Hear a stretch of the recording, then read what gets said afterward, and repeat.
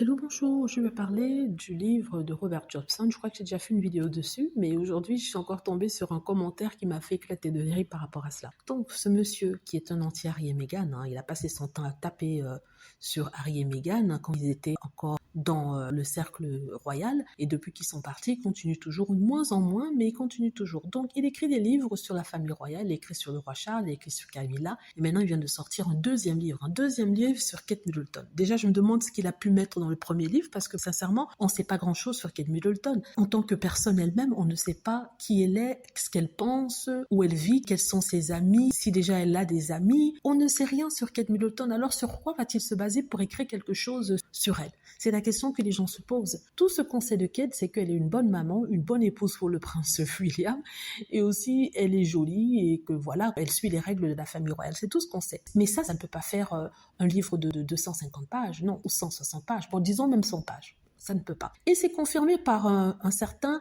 Alexander Levan. Ce monsieur dit en fait qu'on lui a demandé de faire la revue du livre de ce monsieur sur Kate Middleton, de donner son opinion. Il a fait une revue de ce livre et il a lu le livre. Il s'est dit mais c'est incroyable, c'est un ramassis de niaiseries. C'est ce qu'il dit. Il dit qu'il n'a jamais vu un livre disant des choses si gentilles, si sucrées, à vous faire vomir, je suis désolée de dire ça, sur Kate Middleton. Il dit que quand il a lu ce livre, il est sorti sans savoir plus qu'il n'en savait déjà, c'est-à-dire rien du tout. Il connaît pas la vraie Kate Middleton. Il connaît que oui, elle porte de belles robes. La plupart de ce qui était dans ce livre, c'était en fait une grosse partie de ce qu'il avait déjà écrit sur son enfance. Au final, on n'apprend rien sur la femme. On ne sait pas ce qu'elle aime manger, ce qu'elle aime boire. On ne sait pas ce qu'elle pense, rien du tout. Il dit que c'est un livre qui était vide. Aurait-il eu une page blanche avec des dessins, ça aurait été préférable. Voilà, en tout cas, c'est ça.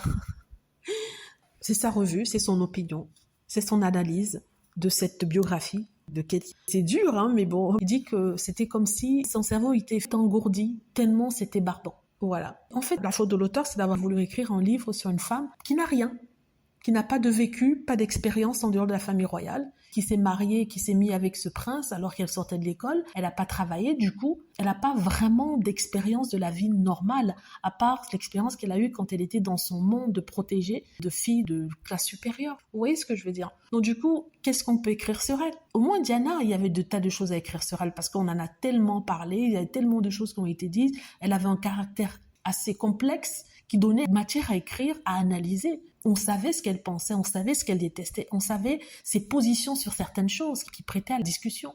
Mais Kate, je ne sais pas. Personne ne sait ce qu'elle pense, comment elle voit les choses. Voilà, donc c'est ce que je voulais écrire ici. Ça m'a bien fait rigoler son tweet sur cette revue du livre sur Kate Middleton. Voilà, dites-moi ce que vous en pensez. J'espère que vous avez aimé la vidéo. N'hésitez pas à cliquer sur like si c'est le cas, à vous abonner pour plus de vidéos et à cliquer sur la petite cloche afin de être averti lorsque je poste une nouvelle vidéo. Merci.